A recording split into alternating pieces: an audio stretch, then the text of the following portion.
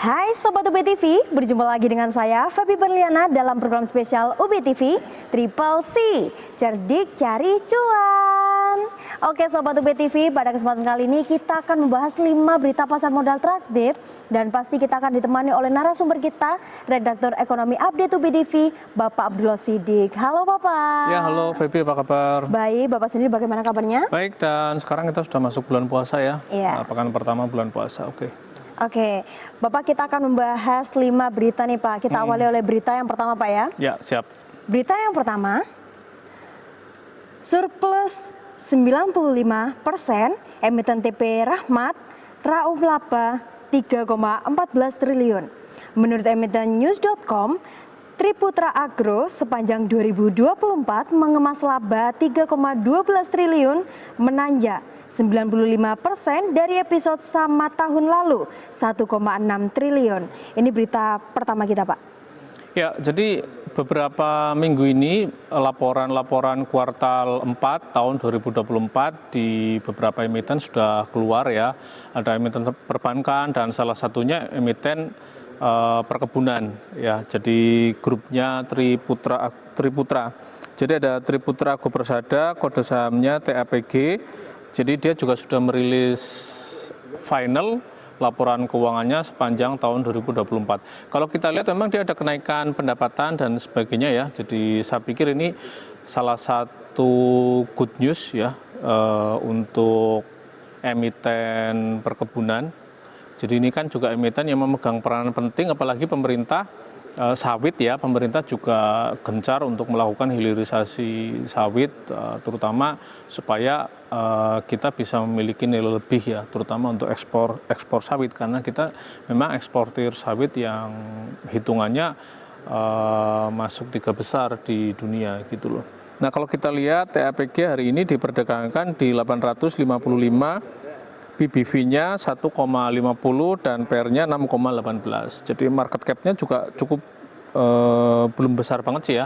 Market cap-nya untuk TAPG itu masih di 16,1 triliun ya di bursa kita.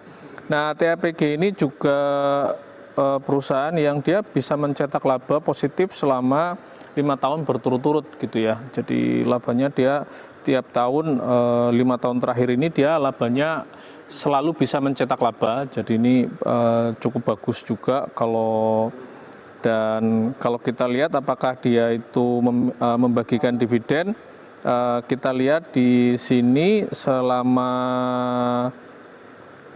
tahun 2021 sampai 2024 dia konsisten memberikan dividen ya. Terakhir tahun 2024 sebesar Rp91 per lembar saham, dan kita tunggu tahun 2025 kelihatannya kalau tadi laporan keuangannya 2024 positif, dia juga sama akan membagikan dividen pada tahun ini. Gitu Feb. Oke, luar biasa sekali Pak ya berita yang pertama kita. Ya. Mungkin kita bisa melanjutkan ke berita yang kedua kita. Boleh. Berita yang kedua, susut 5,24%, laba UNTR 2024 sisa 19,53 triliun. Menurut emiten news.com, United Transport atau UNTR mengakhiri edisi 2024 dengan torehan laba 19,53 triliun, menukik 5,24% dari episode sama tahun sebelumnya sebesar 20,61 triliun. Ini berita kedua kita, Pak. Ya, jadi ini salah satu grupnya Astra ya, United Tractor ini salah satu grup perusahaan Astra, dan dia juga salah satu perusahaan yang menyumbang kontribusi besar terhadap pendapatan Astra Internasional secara grup ya. Jadi ada dua, ada sektor otomotif, yang kedua ya sektor alat berat ini, unit traktor. Jadi unit traktor ini adalah perusahaan alat berat yang dia memang menjual banyak alat berat, terutama untuk perusahaan tambang ya. Jadi ini juga unit traktor ini merupakan salah satu anak perusahaan Astra yang dia sudah listing di bursa dan selalu bisa memberi pendapatan yang besar terhadap Astra. Jadi kalau kita lihat hari ini ya, Astra itu diperdagangkan di 22.850 dengan PBV-nya sebenarnya PBV-nya juga tidak terlalu tinggi ya, 1,15, pernya 4,07, market cap-nya itu sudah 98,6 triliun. Nah, jadi dia memang yang selama 50 tahun selama 5 tahun ini juga dia selalu mencetak laba. Jadi kalau kita lihat terus market cap-nya juga besar di atas 40 triliun dan rasio hutangnya juga kurang dari 1, jadi 0,24 modal. Nah, PBV-nya tadi sudah aku sampaikan, PBV-nya sekarang hanya 1 sekian. Dan kalau kita lihat apakah dia itu suka membagikan dividen, ini termasuk emiten yang dicintai oleh investor karena setiap tahun selalu membagikan dividen dan dividennya besar-besar. Jadi pada tahun 2024 kemarin dia bisa membagikan dividen Rp1.569 per lembar saham ya, walaupun turun dari tahun sebelumnya.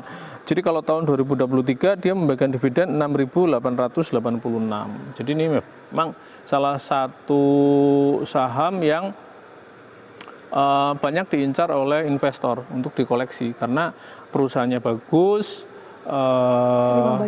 suka membagikan dividen dan harga sahamnya cenderung naik gitu ya.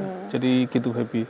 Jadi UNTR termasuk salah satu saham yang banyak menjadi favorit invest di bursa kita. Oke, luar biasa sekali ya.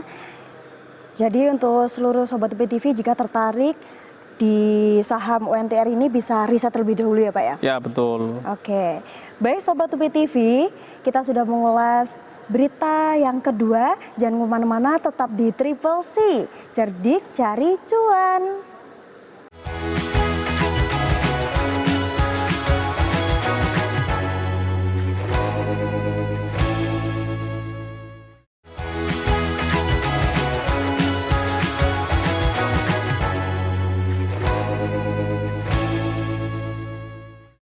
Baik Sobat UPTV, terima kasih tetap di tayangan kita. Kita akan melanjutkan ke berita selanjutnya. Sebelum itu, kita ucapkan terima kasih kepada Karita yang telah memberikan dukungan untuk busana dari presenter Triple C episode kali ini.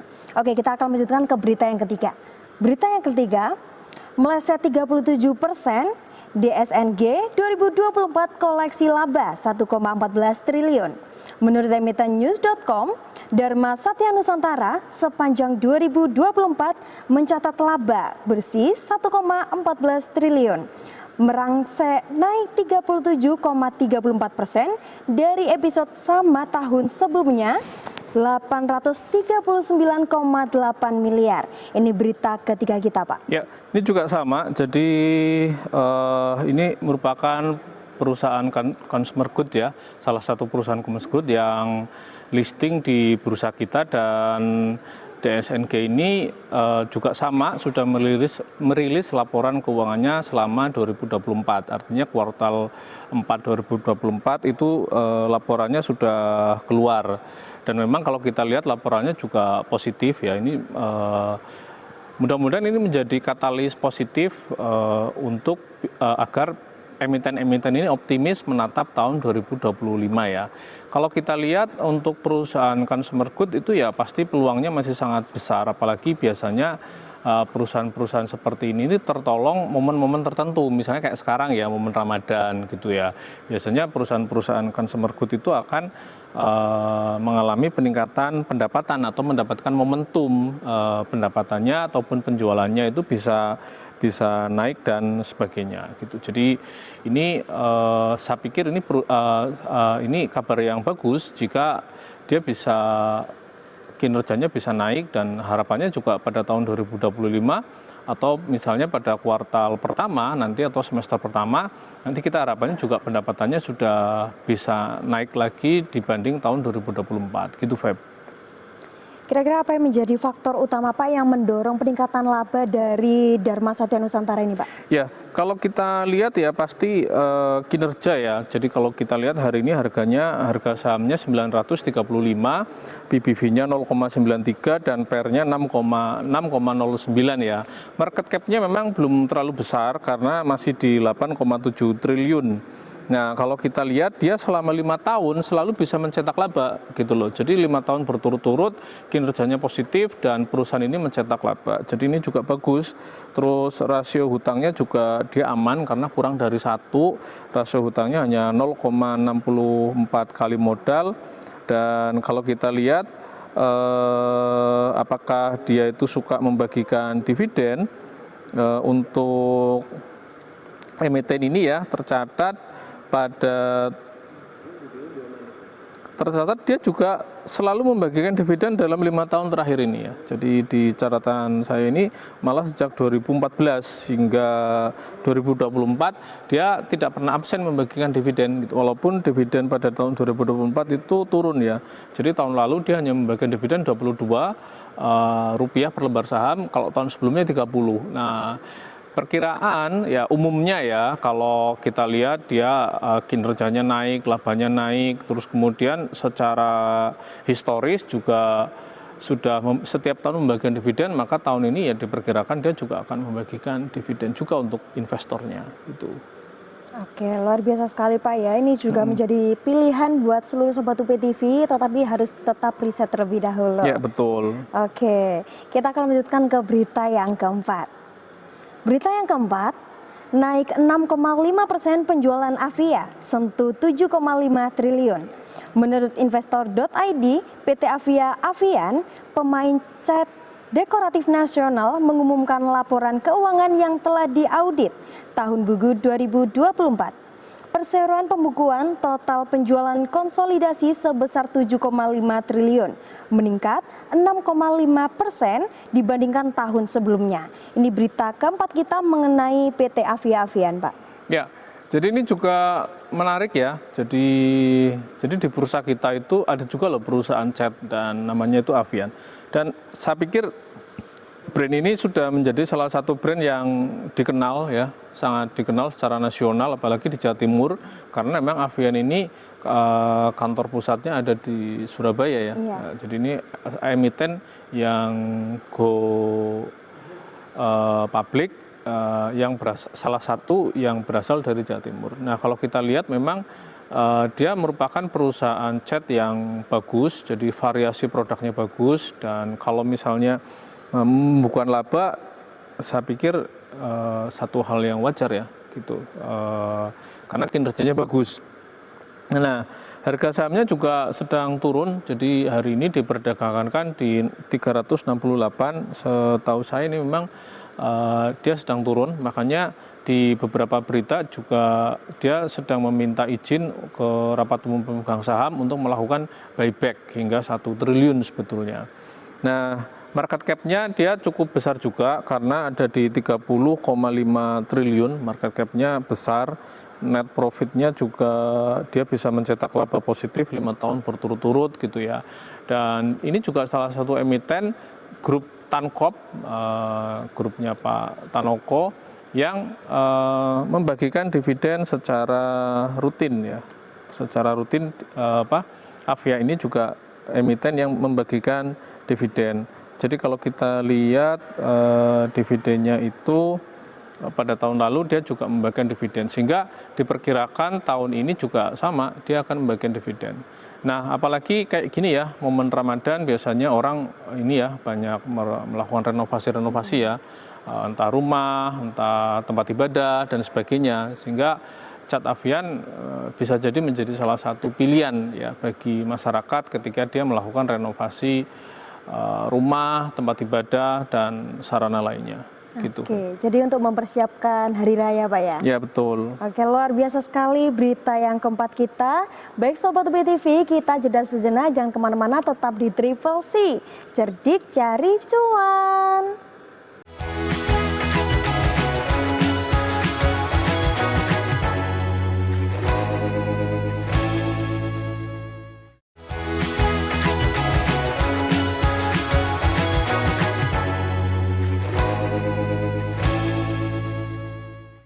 Terima kasih Sobat UPTV, tetap di tayangan kita, tayangan Triple C. Kita akan lanjutkan ke berita yang kelima. Kita lanjut Pak ya. Berita yang kelima, kehadiran Bullion Bank jadi katalis baru emiten emas UNTR BRMS CS. Menurut Bisnis.com, sejumlah analis menilai positif peluncuran Bullion Bank oleh Presiden Prabowo Subianto pada hari ini, Rabu 26 Februari 2025. Bank emas diperkirakan bakal menjadi katalis positif bagi emiten yang memiliki eksposur pada emas. Ini berita kelima kita, Pak, mengenai Bullion Bank. Ya, jadi ini salah satu gebrakan Pak Prabowo setelah beberapa hari sebelumnya meluncurkan Danantara dan sekarang adalah meluncurkan Bullion Bank atau bank emas ya. Jadi ini juga salah satu upaya pertama untuk meningkatkan cadangan ataupun simpanan emas yang ada di Indonesia. Karena Indonesia ini negara penghasil emas ya. Ada Freeport, ada aneka tambang, ada BRMS dan sebagainya. Tetapi kalau kita lihat data menunjukkan bahwa kalau untuk simpanan emas itu justru Indonesia itu masih kalah dibanding dengan negara-negara lain. Padahal kita bank ekspor biji emas ya, gitu. Salah satunya itu. Nah, makanya pemerintah melalui dua entitas BUMN, ada Bank Syariah Indonesia dan PT Pegadaian, itu mereka dijadikan sebagai Bullion Bank atau bank emas. Sehingga ini keputusan ini pasti akan berimbas kepada saham-saham yang terkait dengan emas. Ya, salah satunya ya BSI itu sendiri gitu ya, sahamnya BSI. Terus yang kedua adalah saham Antam, aneka tambang. Jadi aneka tambang ini juga salah satu emiten yang diyakini akan terdampak dengan kebijakan adanya Bullion Bank. Nah, jadi kalau kita lihat memang apakah itu berpengaruh kepada Antam? Iya. Jadi kalau kita lihat harga saham Antam sejak Bullion Bank itu akan diresmikan dengan sampai sekarang itu naik ya. Ingat saya waktu itu pekan lalu masih di 1.400 gitu ya, dan hari ini diperdagangkan di 1.600 gitu. Nah, ini salah satu emiten yang terdampak dengan kebijakan Bullion Bank. Jadi ada Antam, dan Antam ini juga cukup rajin membagikan dividen, salah satu emiten yang BUMN yang dia juga mencatatkan mencatatkan tren positif 5 tahun berturut-turut bisa mencatatkan laba positif. Selain itu ada juga emiten toko emas ya. Jadi kalau misalnya Febi membeli produk emas, ada kan banyak tuh toko-toko emas ya, baik emas perhiasan maupun emas batangan. Nah, salah satunya ada emiten namanya Harta Dinata. Ini adalah jaringan toko emas yang pusatnya ada di Bandung. Nah, ini juga sama, jadi Harta termasuk emiten yang diyakini akan terdampak positif adanya kebijakan Bullion Bank. Jadi Harta hari ini diperdagangkan di 510, PBV-nya masih 0,84, PER-nya ada di 481. Market cap-nya memang masih kecil, 1,9 triliun. Tetapi dia kemarin juga ada berita positif dari Harta Dinata karena dia bekerja sama dengan perusahaan-perusahaan lain. Salah satunya adalah perusahaan tambang yang tentunya berkaitan dengan bisnis dia. Harta Dinata ini juga dia bekerja sama dengan Antam, jadi dia punya koleksi-koleksi emas kepingan ya, mulai dari 0,5 gram, 1 gram, 2,5, 5, 10, sampai kemudian 100 gram yang itu bekerja sama dengan Antam. Yang ini bisa dibeli oleh masyarakat secara luas melalui jaringan tokonya maupun melalui marketplace, salah satu toko online. Jadi dia punya akun resmi di situ. Jadi ini juga emiten-emiten yang akan terdampak dengan adanya kebijakan Bullion Bank atau bank emas. Jadi seperti itu, gitu. Oke, luar biasa sekali Pak ya peluncuran Bullion Bank ini ya. Ya, jadi sekarang Febi bisa melakukan simpanan emas ataupun menabung emas di BSI ya, di Pegadaian. Jadi misalnya Febi ingin mencicil emas gitu ya, di Pegadaian bisa, di BSI bisa, atau menabung emas. Jadi menabung dalam bentuk rupiah tapi dikurskan dengan harga emas. Jadi ini adalah salah satu lindung nilai ya, salah satu cara untuk melindungi nilai, karena uang itu kan kalau inflasi naik, uang itu nilai uang akan turun. Menurun. Tapi emas itu kan relatif stabil terhadap inflasi ya. Jadi Iya. jadi kalau itu malah harga dan cenderung harganya naik terus gitu ya.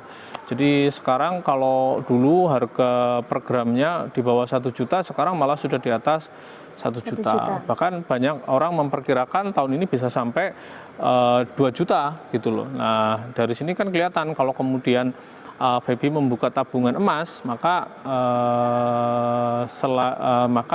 nilainya bisa jadi akan naik terus secara dikurskan dengan nilai emas gitu. Oke. Jadi gitu. Luar biasa sekali Pak ya berita yang terakhir ke kita. Ya, Sekaligus menutup episode kali ini, saya ucapkan terima kasih karena sudah bergabung dalam tayangan kita. Jangan lupa untuk like, komen, dan share ya, agar berita ini yang kita ulas pada hari ini bisa bermanfaat untuk seluruh sobat UB TV di rumah. Terima kasih sudah menonton, sampai jumpa.